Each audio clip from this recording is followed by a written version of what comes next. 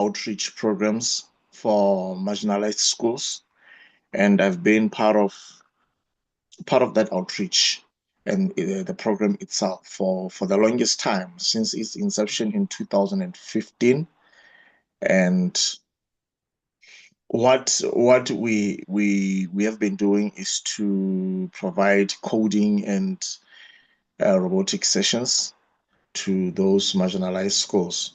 So the surprising thing is you see so much anticipation when you go to such schools, because as it stands, many learners would be their first time to see a tablet, and you just have to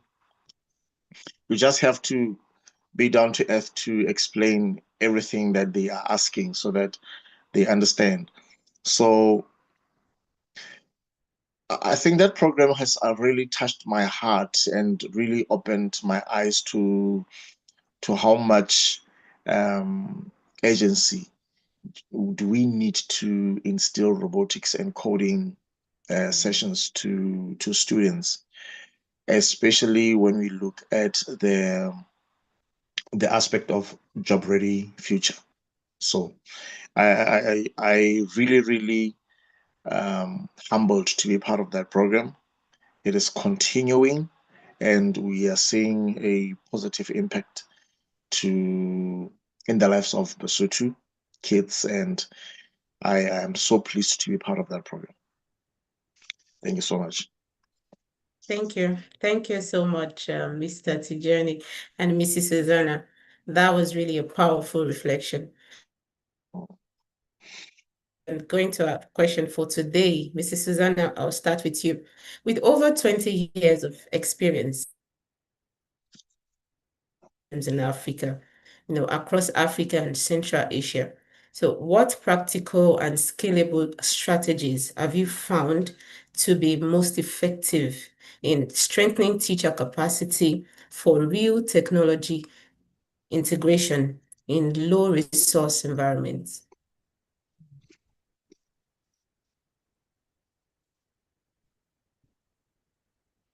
Thank you. Yes, I've been fortunate to be involved in many ICT and integration projects across different African countries. We started with a NEPAD e-school project where for many teachers, it was the first time to engage with technology.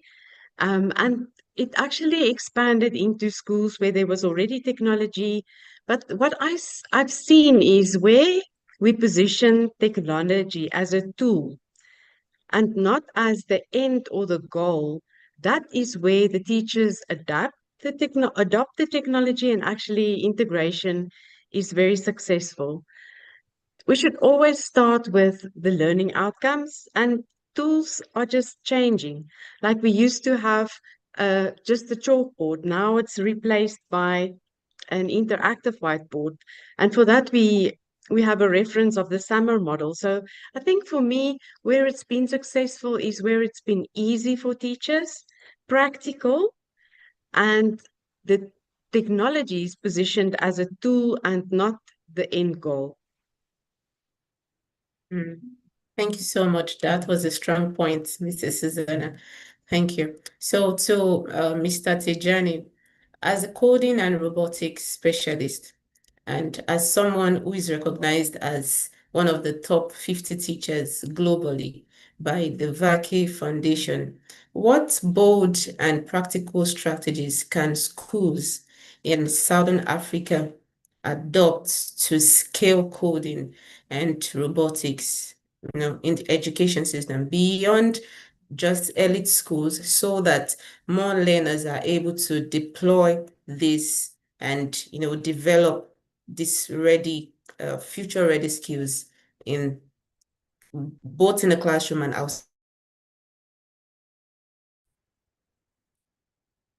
Mr. Thejane. Thank you, Busola, for the question. And what I would say are the practical strategies that schools can adopt. First of all, schools need to have a clear mission and vision that speak to future ready skills.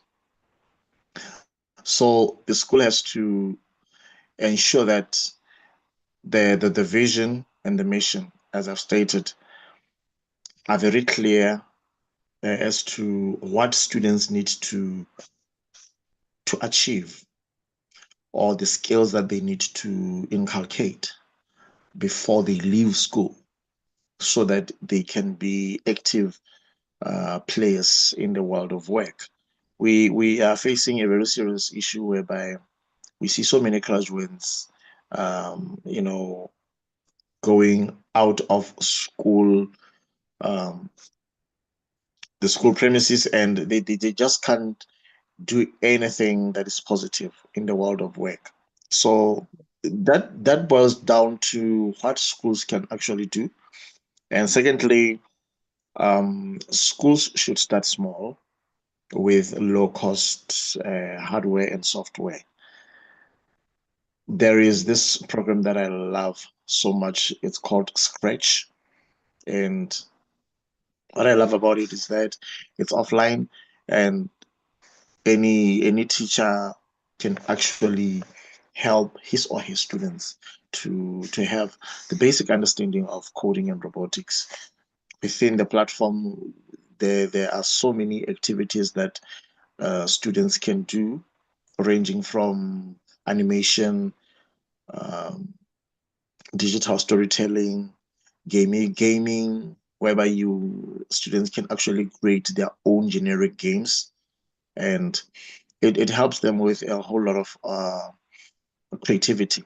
So the other strategy that schools can actually adopt is to make it a point that teachers are skilled up. The upskilling of teachers should be very key in this case, because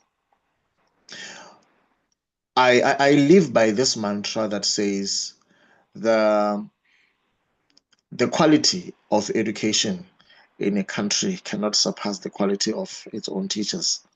So I believe that teachers need to actually upskill themselves. There are so many platforms across the internet, courses that teachers can take to upskill themselves and be relevant with trends around education. And these are the things that schools need to adopt.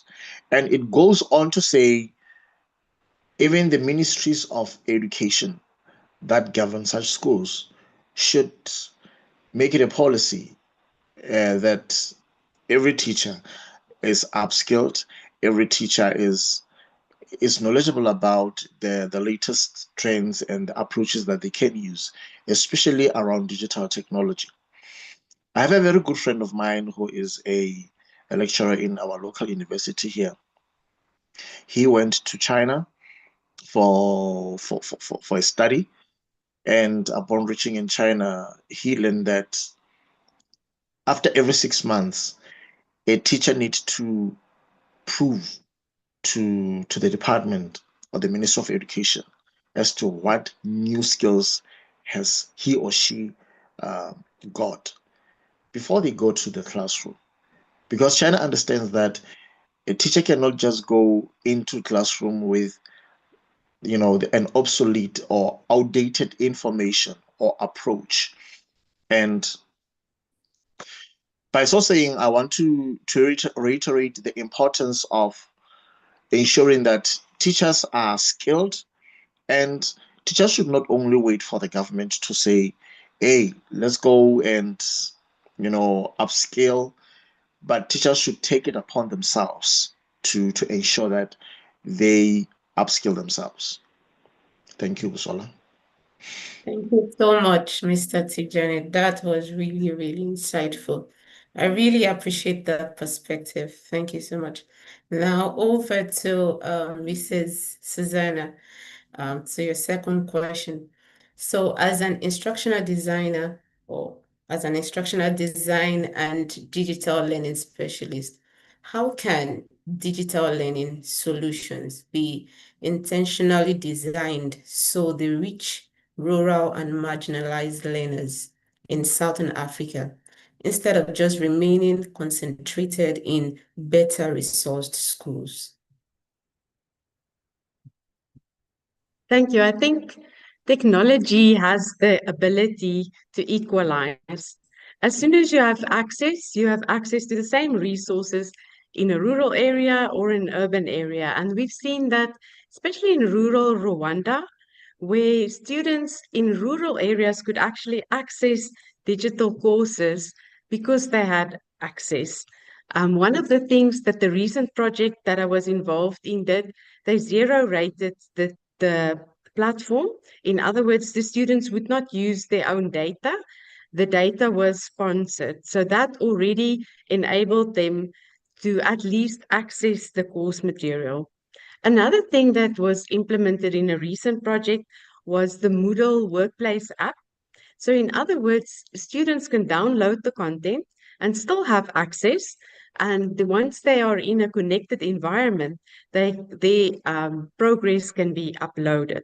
So that's on the access side.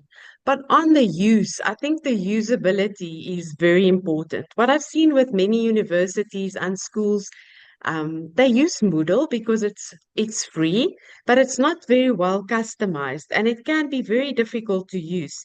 So also in the recent project that I was involved in, the CEO always said it should be easy to access. 3 clicks and then you should be there. So you log in, you click on your dashboard, you click on the course, and then you are there. So that for me was also um, insightful, because the easier it is for students to access, the easier it is for them to move forward. Obviously, technology allows for many benefits. Gamification, for example, where students earn badges as soon as they finish a specific set of work, they earn a badge. And I found that was very motivating, not just for the students, but also for teachers.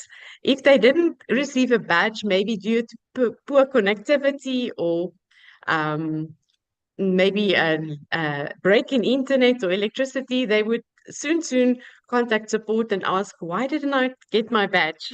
So gamification in online learning is a very important uh, aspect of motivating students to participate. Obviously, there's the whole online part, but there's also the blended learning part.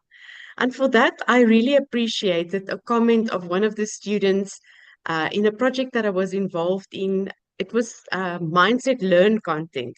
The teachers were showing it in the classroom, and teachers were outside having a conversation. I was with the students to observe how they experienced the content. Was it easy for them? Because English wasn't their first language. That was another challenge. And then afterwards, I asked them, how did they experience the content? Was it easy for them? And then one student said something, and it stuck to me. He said, it was good, but it wasn't my teacher. So I think we should, in online learning, never underestimate the value of that human connection between a teacher and the students. And therefore, as much as online learning is very good, you can scale it. Like you mentioned, rural students can have the same access as urban students. There's also that element of teacher connection that we should not underestimate. Thank you. Thank you so much, Mrs. Susanna. Thank you. Thank you for that insight. Okay, I would go to Mr. Thejane, your next question. So, as a Varkey teacher ambassador and community builder, how can teachers and local communities in countries like Lesotho play a stronger role in ensuring digital education and reaches rural and marginalized learners rather than remaining concentrated in better resource schools?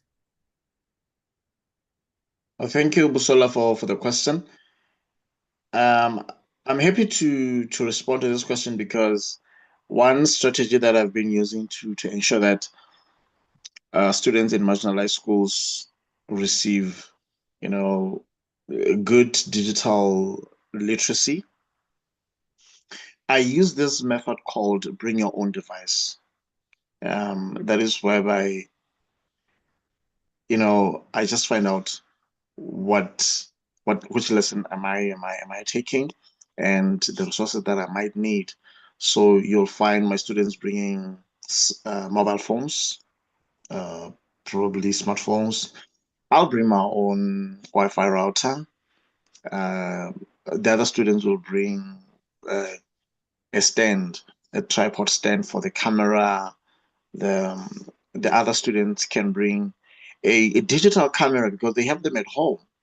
And you see us running a class that has resources that can be used interchangeably.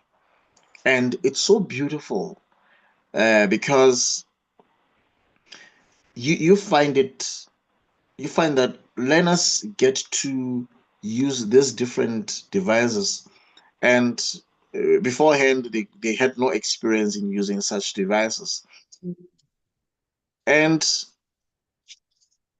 I believe that this method can actually work. We are having a very serious problem, Busola, whereby there is no budget for this expensive devices. There is no money for this uh, the so-called flashy, technology.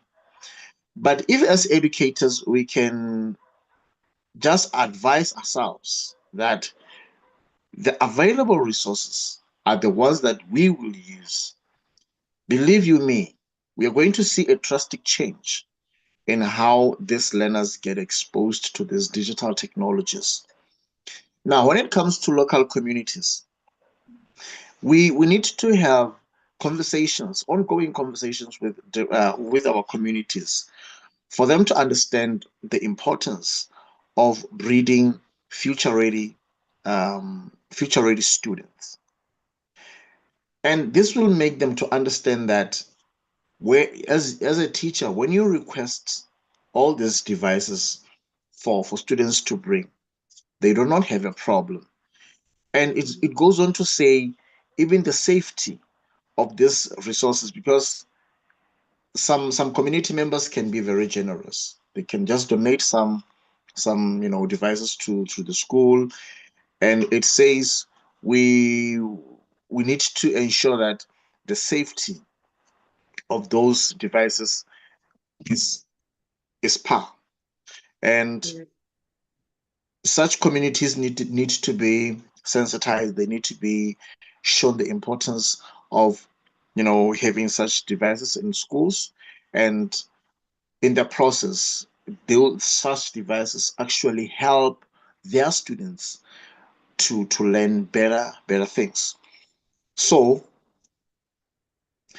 it is a very big challenge, believe you me, Bisola, that as teachers we always look for the greener pastures, for schools, for us to teach on those schools in the cities, in towns and stuff like that. But not every teacher will be teaching there. That says some teachers will actually have to be in the rural schools. And they have to understand that with the skills that they do have, they need to ensure that those students, with the little resources that they do have, get exposed to the digital literacy. Thank you. Thank you so much, Mr. Thejane. Thank you. That was really, really, really strong. Thank you so much. So over to Mrs. Susanna. Last question. So looking ahead with strategic foresight, what key approaches should education leaders prioritize over the next 5 to 10 years that you think would ensure digital education in Southern Africa to become more equitable, sustainable, and future ready? Thank you. That's a very loaded question, if I may say so. I think for me, and Mr. Malakane already touched on it, it's all about skills. We are in an amazing time, actually, where everything is transforming in education. Where we used to just have textbooks and a teacher teaching in front of the class, there's been over the last couple of years a huge shift towards student focused education and a bigger shift towards skills education.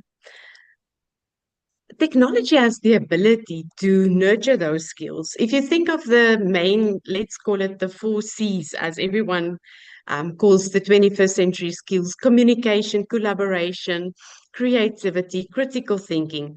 Those skills can be nurtured by using technology. And Mr. Malakane also mentioned, and I want to amplify that students leave university and they can't find a job because they don't have the right skills. Not the right skills to be an engineer or an accountant, but the right skills to work in a company. That would be working in a team, that would be project management, that would be collaborating, all of those things. And that is the important conversation that we need to have with the education authorities. There needs to be a shift towards testing skills rather than just knowledge. And I think also the second point on this is the conversation needs to change. And I used to be a teacher myself, we were always emphasizing to students, you're going to leave school and you're going to find a job. I think that conversation needs to change into, you're going to leave school and you need to think of how you're going to create a job for yourself, maybe for someone else next to you. I think that is really important because there's opportunities out there and students are just they're so in that mindset of, I need to find a job. I've seen some really innovative students coming up with good ideas, um, apps and things like that. And I think that would be Mr. Malakane's field as well, where they come up with innovative ideas of creating jobs and not just having a job. And I think that the third point on this that's really important is obviously the AI conversation. I think AI is, in education, it's a big thing. Recently, we had a course for teachers on demystifying AI just to calm them down. Because I think with every new thing that comes into our lives, there's always first agitation, there's uncertainty. Can you imagine when the first cars came out? I can imagine those old movies where people were driving very fast. There were no rules on the road. People were just driving and doing whatever they want with the cars, making probably accidents. And then people realized, oh no, we have to put some rules in place. And then the rules came in place, and then people were driving better. And I think that's probably what's going to happen with AI as well. The only challenge with AI is that AI is extremely fast in the way that it progresses. So eventually, the way we assess students and the way we do our final assessments will probably also have to change. Because if a student uses AI, can we penalize him? I don't think so, because I mean, that's technology. That's the way we move. We have to find a new way of assessing.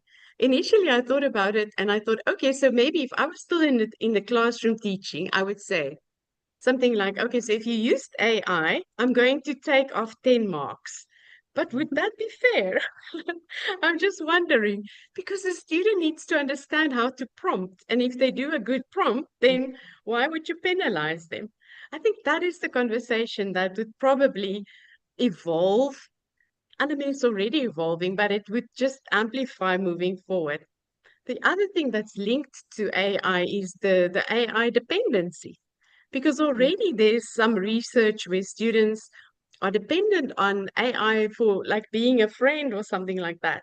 So that comes back to the teacher education and the teacher upskilling. Teachers need to be aware and they need to be capacitated to deal with these situations and to support students on this journey, this AI journey, which is not going to go backwards. It's just moving forward in quite a fast pace.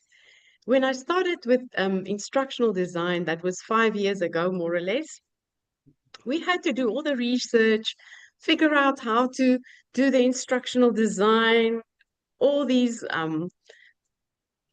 design frameworks we had to keep in mind. Today, I can just write the prompt to ChatGPT and ChatGPT creates the course for me, which is really scary, but that's the way the world is moving. And as education leaders, we need to figure out how are we going to assess the students moving forward. Thank you. Thank you so much for that insightful response. Really, really beautiful.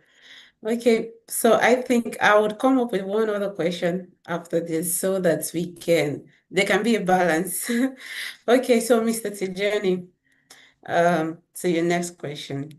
So drawing from your experience in teacher professional development, mentorship, and community development, uh, what strategic foresight should education leaders in Southern Africa apply today to ensure digital education remains relevant, equitable, and future-proof over the next 5 to 10 years, especially in context with limited infrastructure. Oh, okay. Thank you, Busola. When it comes to the education leaders, I want us to put it into perspective. We are referring to people who are in decision making. We are referring to ministers of education. We are referring to, private secretaries. We are referring to people like you who are change makers, people who are pioneering these conversations. Because one thing that we need to understand is that this type of conversations that we're having right now are actually going to be watched, or other people are actually watching who are in power, who are in the decision-making positions. I'm referring to this because when leaders are aware of the agency to bring change into the system, they can actually push for positive change. And I believe that uh, leaders have to, first of all, ensure that the policy frameworks um, are speaking to the recent challenge that is having students that are job ready. And speaking about students that are job ready or future ready, I want to allude to what Susan spoke about, which is just quite interesting. The application of artificial intelligence in the teaching and learning. There is so much that we can say. I think you should bring or organize another platform where we can just talk about how artificial intelligence is transforming education. And when you see how governments actually take in the application of digital technology in the classroom, you'll understand why we have a whole lot of unemployment in our communities or in our countries. And that is it's not rocket science to see people struggling to find work. It's not about lack of work, but it's because people do not possess relevant skills that the job market require. So I want to believe that leaders have to make conscious decisions to ensure that you know laws are in place and policies are in place that every learner, every student needs to be given these skills for them to be active players in the world of work. And it goes on to the element of funding. We have a serious issue when it comes to costing of this programs. Let me just make an example with coding and robotics. I don't want to lie. Coding and robotics is an expensive, respect or subject. Very, very expensive. And a whole lot of, money needs to be pumped into such programs to ensure that students are able to play around with these things. And we don't want to see only students from, affording families being only the ones who have these exposures. But governments need to ensure that every student across the country, across the board, has an exposure in in terms or in as far as coding and robotics are concerned. And we spoke about the importance of teacher capacitation. With my consultancy, Malakane Educational Consultancy, I host annual conferences and summits where I'll be, inviting speakers from, all walks of lives, as long as they are stakeholders in education. We'll be having people from, people who are going to talk about child development, digital technology, online teaching, coding and robotics. That one is a sure thing. It's a sure thing because almost every industry in the world right now has an element of coding and robotics. Everything is automated. So I do believe and strongly believe that educators need to be capacitated in that regard. And it also speaks to the willingness of teachers to learn new skills. Suzanne actually alluded to that in her response. And I just want to add on to that by saying when you make a conscious decision as an educator to say, I need to be knowledgeable with these skills, you're not only helping yourself, but even those learners that you are teaching. Because whatever information that you have, you take it to your students.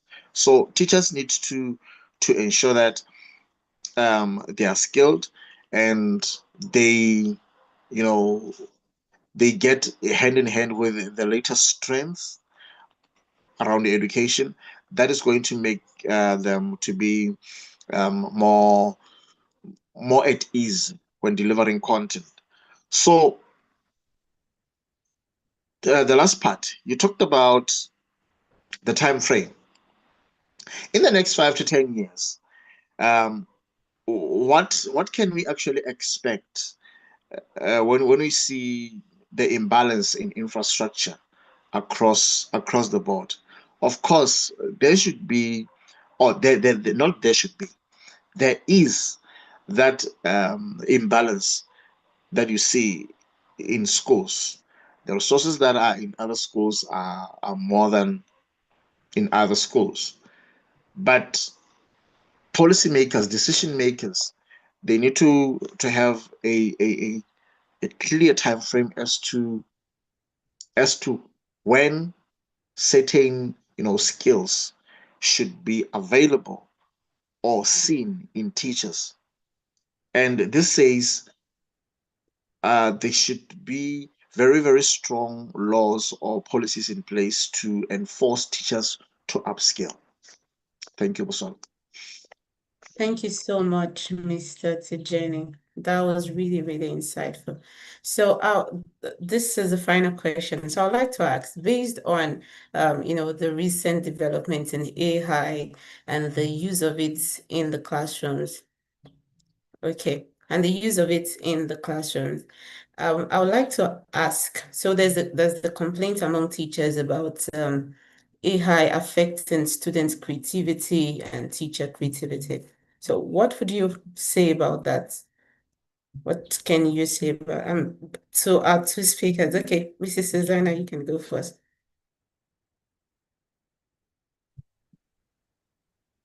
Well, it is again a loaded question because AI is not going anywhere. I've experienced it in my own life, how AI actually accelerates creativity because you can start with a small idea and actually follow like a design thinking process where you prompt the AI and it gives you feedback on your idea in a much shorter time than you would have to go through a whole design thinking process to come up with a prototype, for example. It just accelerates the whole creativity process. In terms of teachers, a recent project that I had in Uzbekistan, we created a simple thing like an infographic with the teachers using an AI agent and exploring which AI agent would give the best results if you write the same prompt or maybe change the prompt. And the teachers were excited about the output. So I think, again, coming back to the use of AI as a tool, if you position AI as a tool, as an assistant um, for the teacher, it can just enhance what the teacher is capable of providing to the students. It can enhance the learning experience. I think it has to be managed. Mr. Malakane also referred to the policies that's in place, user policies. Those things has to be in place.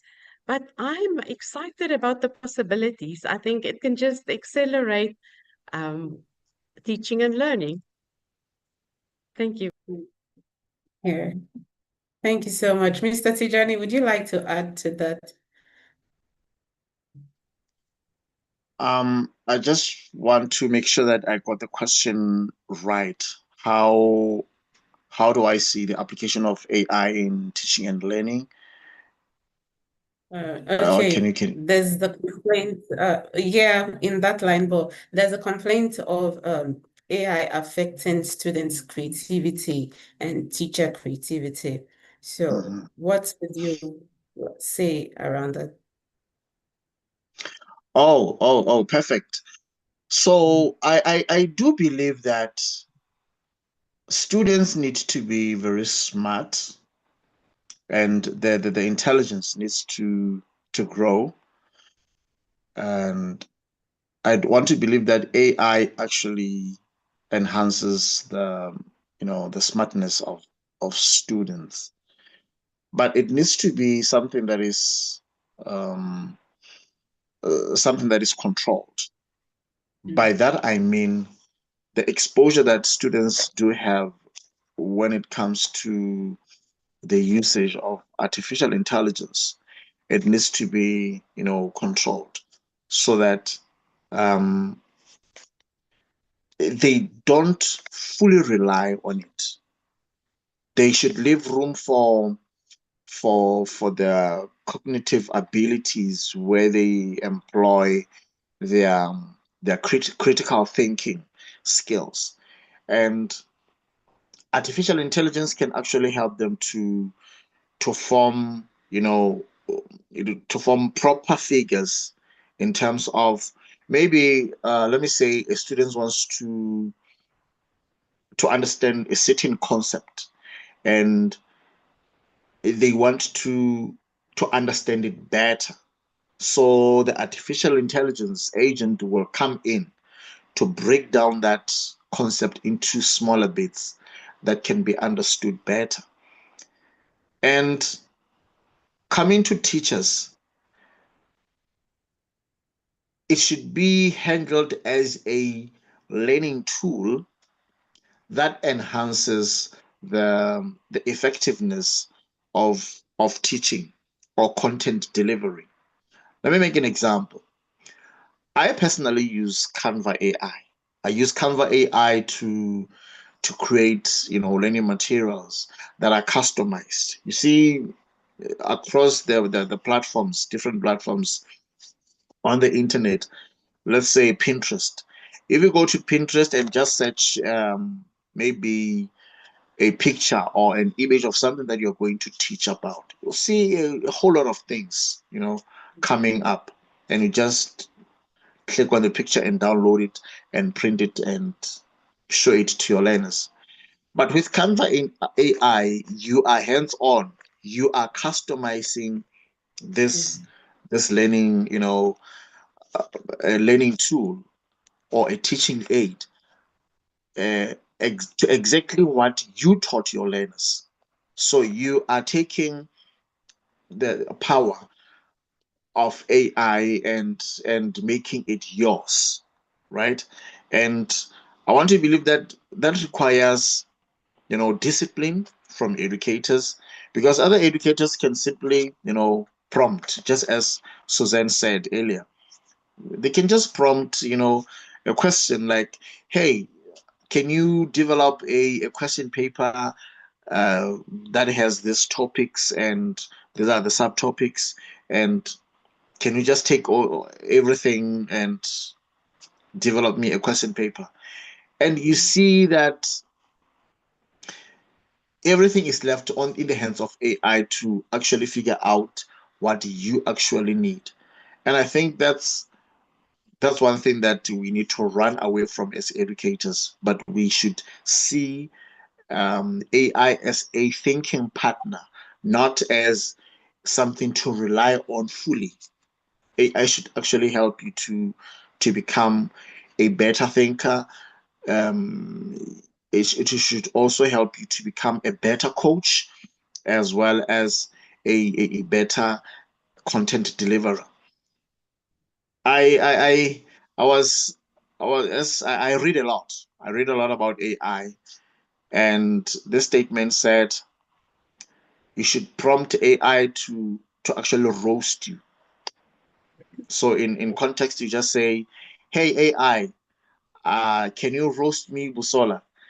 And just be surprised to what AI will say about you. Mm. And that's actually I did that on myself, and I was blown away. Like, wow. And it says AI is actually learning your thinking patterns. It's actually learning your lifestyle. So it gives you everything that it knows about you. What am I trying to say with this? We should take AI and make it our thinking partner, and the power that AI has. Let's just contain it and make it useful to us and our students. I hope that makes Oh, sense. Thank you. So yeah.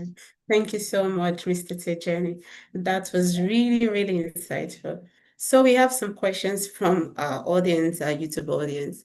Um, we have 3 questions, so I'm going to read them. Number 1, should African schools prioritize distance or hybrid offline first digital learning models, given unreliable electricity and internet connectivity? So, Mrs. Susanna, would you go first? Okay. Yes, sure. I think it's there's not a one size fits all solution for all schools. But if I have to make a general recommendation, I would say it's better to go for cloud-based ecosystems. And the reason for that is, for example, if a student has a Google account or a Microsoft account, they their login is device agnostic. In other words, they can be in an internet cafe, they can be at school, they can be at home, they can log into their cloud platform where they have their files, where they have their collaboration tools. So that enables that collaboration, communication, the critical thinking, and those 21st century skills. That enables that. There is offline solutions that simulates a cloud. For example, Critical Links has I think they call it a content access point that even has a battery. So I've seen in a recent project in schools, they have over and above the internet, in the rural schools, they have this content access point, or they call it a content cloud or something like that, where it has a Moodle system on. So teachers can access Moodle on the local area network in the school, and they can upload their files, they can upload resources to students. Students have their own access. As soon as they come into the area of the school, they can access the content, and it is like a worldwide web, but it's just contained to a local area network. So I think also for students to get used to working in a cloud environment, it's definitely better to already nurture those skills in a school environment. Thank you. Thank you so much, Mrs. Susan. Mr. Thejane, would you like to add something to that? Can you repeat the question again, Busola, please? Should African schools prioritize cloud-based ecosystem or hybrid/offline first digital learning models, given unreliable electricity and internet connectivity? Oh, okay. Thank you for the question. I would strongly recommend that schools go through the hybrid way, because it allows both teachers and learners to experiment with, offline and, online modes of teaching. And I know there's a whole lot of challenges when it comes to, powering these devices, bringing everything down to, the availability of electricity, and not only electricity, even connectivity itself. But I want to believe that when a teacher is very flexible to switch on both modes, it becomes more, more flexible. And remember, we want to ensure that our students um, are exposed to the best of these both worlds, the offline and the online. And we are trying to bridge the gap of students, because these students come from, different backgrounds. Some students, for instance, they are only at their homes, they're only exposed to, this cloud-based, form of learning. Everything that they do, entertainment, education, is cloud-based. Some students actually have to rely on, books for them to understand certain concepts. So I want to believe that for teachers to, to create balance with those students, they need to adopt the hybrid method. Thank you. Okay. Thank you so much, Mr. Thejane. Okay, we have two other questions, but I think we already answered one during the discussion, but I'd like to take the last one because of our time. So, from our speakers, what should schools start doing? What would you say, okay, you're resuming on Monday or resuming in September, schools should start doing this? So the question again, Busola? Yes, so what should schools start doing based on what we've discussed today, the theme, the topic? What would you recommend? Oh, okay. Thank you so much. I want to believe that everything starts with leadership. So, as schools reopen, we've just reopened here in Lesotho. This is our first week. Um, so I'm saying, everything boils down to leadership. The school leadership needs to ensure that, teachers are upskilled. How can that happen? You know, have a program that is set for teachers, whereby maybe fortnightly you do a particular online course. Of course, here in Lesotho, I think about 3 weeks back, our Minister of Education came with a plan of continuous professional development for teachers, and it says teachers need to upskill themselves so that they become relevant in the classroom. So in my view, teachers need to actually, engage with, with people like you and me, be part of, this conversation, so that they know what is happening in the in the world of work, what is happening in other parts of the world in the classrooms. So I do believe that teachers need to be, anticipating a whole lot of, changes in their classrooms. Thank you. Thank you. So, Mrs. Suzanne. So for me, I would say every school should have a vegetable garden. As much as I appreciate technology, I think if we want students that are job ready, that can really build an economy, they need to know how to work. And that means not just how to work on technology, use technology, find a job using technology, they need to know how to hustle. I think I've met I was in Nigeria at some point doing training at the Open University, and I learned that the Nigerians know how to hustle. They have a day job, they have something on the side, and that something on the side actually sometimes brings in a lot of finances for people. I was amazed in Zambia, where every teacher that was part of my training had a vegetable garden. And one lady came in, and I thought, no, she's too polished. She's not having any vegetables or any of that. And she said, no, she has a business that manufactures manure for farmers. Another teacher had a tractor that was working part-time.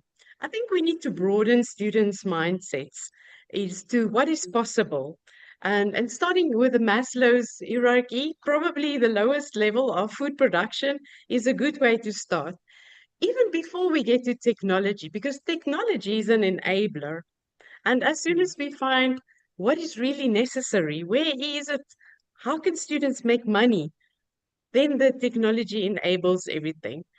So schools, yes, they need to probably do like a fundraising. There was a school in Zimbabwe where it's a lady that was the school principal. I was invited to do the teacher training at some point. The school actually had a fundraiser event. They found the funds for their technology in the school, were very proud of it, and the teacher training was donated to them. But the essence is they came up with the idea. So I think schools need to think out of the box. And like Mr. Malakane said, it starts with leadership. Leadership should have a vision of where they want to take their schools. Thank you. Thank you so much. Thank you so much. This has really been a very, very insightful session. Thank you for the rich and practical insights today. So today we have come to the end of today's session. So I want to appreciate Mr. Thejane and Mrs. Susanna for the valuable perspective on how Southern African schools can bridge the digital divide, strengthen teacher capacity, expand access across, Africa, across the states, across the country, and bring about expansion of access to coding, robotics, and future-ready skills that would also ensure that digital education become more equitable and sustainable as well. To our audience, thank you for joining. Thank you for being part of the conversation, and thank you for sending in your questions. So the session is available live on YouTube. You can go back and rewatch the discussion and put in your comments and do all that you need to do. Just get the ideas, start putting it in place in your classroom and in your classes. So thank you so much, Mrs. Susanna. Thank you so much, Mr. Thejane, for this wonderful session. Okay, next month we'll be having another edition of AfroEd Conversation. We'll be focusing on Central Africa by the month of September. And our Odyssey, the magazine, will be out soon. So we want you to, once it is out, engage it. We have stories of innovation. We have the magazine celebrates innovation, leadership, transformational schooling across Africa. So it will be released soon. And so we encourage you to engage it, get it and get it. Okay. So thank you so much, our distinguished guests. Really, really appreciate your coming and joining us in this program. Have a good evening, everyone.